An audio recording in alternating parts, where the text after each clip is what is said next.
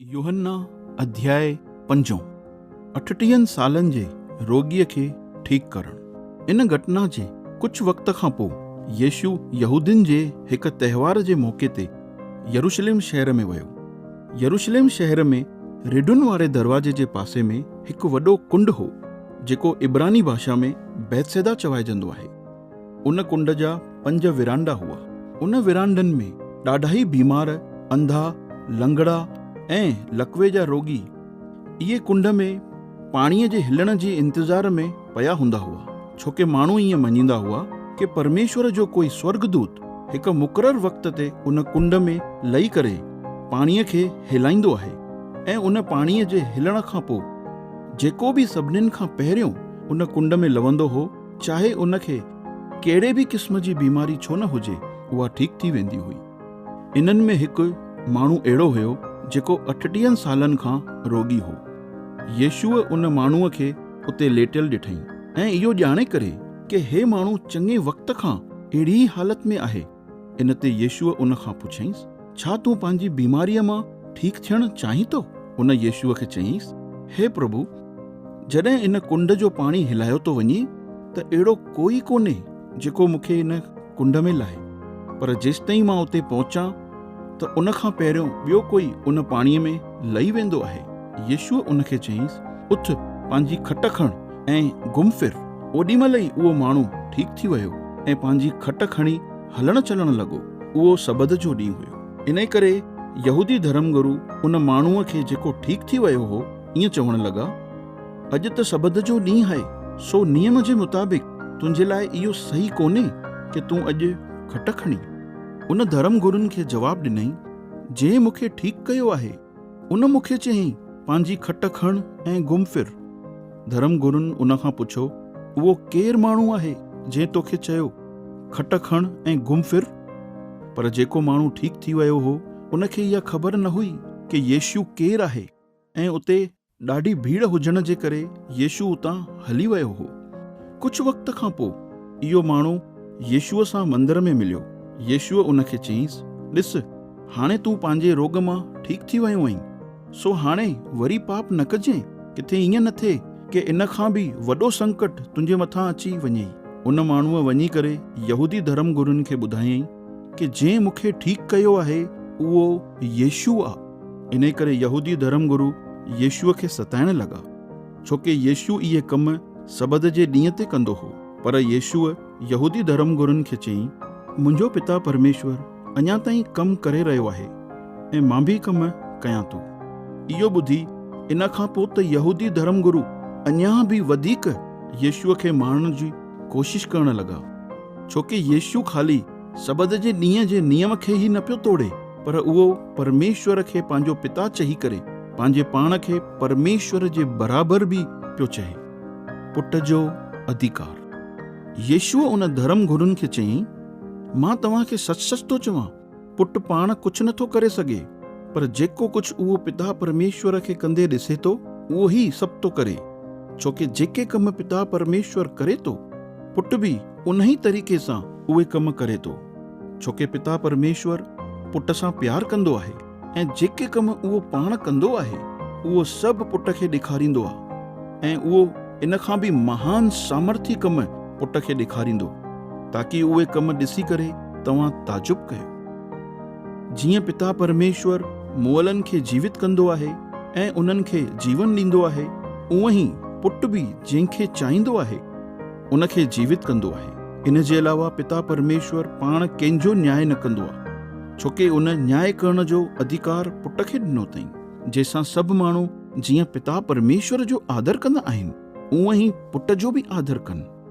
जेको बि पुट जो आदर नथो करे उहो पिता परमेश्वर जो बि जंहिं हुन खे मोकिलियो आहे आदर नथो करे। मां तव्हांखे सच सच थो चवां, जेको बि मुंहिंजियूं ॻाल्हियूं ॿुधे थो ऐं जंहिं मूंखे मोकिलियो आहे उन ते विश्वास करे थो त उन अनंत जीवन पाए वरितो आहे। उहो सजा जे लाइ ॾोही करार न कयो वेंदो, पर उहो मौत मां पार थी करे जीवन में दाख़िल थी चुको आहे।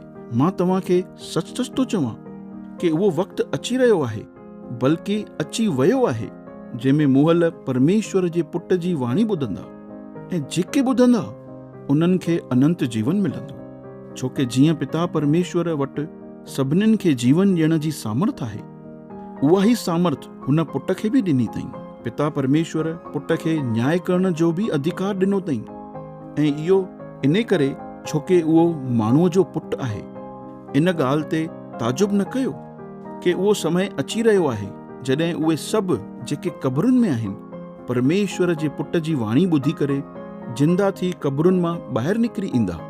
जेको बि माण्हू उहे कम करे थो जेके परमेश्वर जे मुताबिक़ सही आहिनि, उहो मौत मां जिंदो थी करे हमेशा हमेशा जे लाइ परमेश्वर सां गॾु रहंदो, ऐं जे ग़लति कम कया आहिनि उहो मौत मां जिंदो थी करे हमेशा हमेशा जे लाइ सजा पाईंदो। मां पाण कुझु बि नकी न कंदो आहियां कि मूंखे छा करणु खपे, पर जेको पिता परमेश्वर खां ॿुधंदो आहियां उन जे मुताबिक़ ई न्याय कंदो आहियां, ऐं मुंहिंजो न्याय सचो आहे। छोके मां पंहिंजी मर्ज़ी न, पर जंहिं मूंखे मोकिलियो आहे हुन जी मर्ज़ी पूरी थिए ईअं ई चाहींदो आहियां। मसीह जे बारे में गवाही। अगरि मां पंहिंजे बारे में पाण ई गवाही ॾियां त मुंहिंजी गवाही जाइज़ न ॻणाइजंदी, पर हिकु ॿिए ॼणे बि मुंहिंजे बारे में गवाही ॾिनी आहे, ऐं मूंखे ख़बर आहे कि हुन जी गवाही मुंहिंजे बारे में जाइज़ आहे। तव्हां मुंहिंजे बारे में पुछण जे लाइ पंहिंजे माण्हुनि खे यूहन्ना ॾे मोकिलियव, ऐं हुन मुंहिंजे बारे में जेको तव्हांखे चयईं उहो सच आहे। मां इहो तव्हांखे इन करे नथो चवां कि मूंखे कंहिं माण्हूअ जी गवाहीअ जी ज़रूरत आहे, पर मां तव्हांखे इहो इन करे थो चवां ताकी तव्हां उद्धार पाए सघो। यूहन्ना हिकु उन ॾीए वांगुरु हुयो जेको ॾाढी सुठी रोशनी ॾींदो आहे, ऐं तव्हां कुझु वक़्त ताईं उन जी रोशनीअ जो आनंद वरितव। मुंहिंजे बारे में सिर्फ़ु यूहन्ना जी गवाही न, पर उन खां बि हिकु वधीक महान गवाही आहे, ऐं उहा गवाही उहे कम आहिनि जेके पिता परमेश्वर मूंखे पूरा करण जे लाइ ॾिना अथई। जेके कम मां पूरा करे रहियो आहियां उहे मुंहिंजे बारे में गवाही था ॾियनि कि पिता परमेश्वर मूंखे मोकिलियो आहे। पिता परमेश्वर जंहिं मूंखे मोकिलियो आहे हुन मुंहिंजे बारे में गवाही ॾिनी अथई। तव्हां कॾहिं बि हुन जी वाणी न ॿुधी अथव, ऐं न ई कॾहिं हुन जो रूप ॾिठो अथव, ऐं न ई तव्हां हुन जो वचन पंहिंजे दिलि में ग्रहण था कयो, छोकी तव्हां मुंहिंजे मथां जंहिंखे पिता परमेश्वर मोकिलियो आहे विश्वास नथा कयो। तव्हां पवित्र शास्त्र इन लाइ ॾाढो ध्यान सां था पढ़ो छोकी तव्हांखे लॻे थो कि इन में जेके ॻाल्हियूं लिखियल आहिनि उन मां तव्हांखे अनंत जीवन मिलंदो। पवित्र शास्त्र जूं इहे ॻाल्हियूं बि मुंहिंजे बारे में ई थियूं गवाही ॾियनि, पर तंहिं हूंदे बि तव्हां अनंत जीवन खे पाइण जे लाइ मूं वटि नथा अचणु चाहियो। मां माण्हुनि जी वाहवाही नथो चाहियां, पर मूंखे इहा ख़बर आहे कि तव्हांजे अंदरि परमेश्वर जे लाइ प्रेम कोन्हे।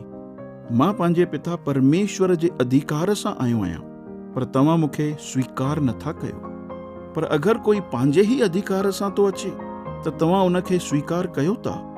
तव्हां इन करे मुंहिंजे मथां विश्वास नथा कयो छोकी तव्हां हिक ॿिए खां वाहवाही था चाहियो, पर तव्हां उन वाहवाहीअ जी ॻोल्हा में न आहियो जेकी परमेश्वर खां मिलंदी आहे। तव्हां ईअं न सम्झो कि मां पंहिंजे पिता परमेश्वर जे साम्हूं तव्हां ते ॾोह हणंदुमि। तव्हां ते ॾोह हणण वारो त मूसा भविष्य वक्ता आहे जंहिं ते तव्हां आशा रखी अथव। पवित्र शास्त्र में मूसा भविष्य वक्ता मुंहिंजे बारे में ई लिखियो अथई। सो अगरि तव्हां उन जी ॻाल्हियुनि ते विश्वास कयो आहे त तव्हां मुंहिंजी ॻाल्हियुनि ते बि विश्वास कयो आहे। पर जॾहिं तव्हां मूसा जे द्वारा लिखियल ॻाल्हियुनि ते विश्वास नथा कयो त मुंहिंजी ॻाल्हियुनि ते कीअं कंदव?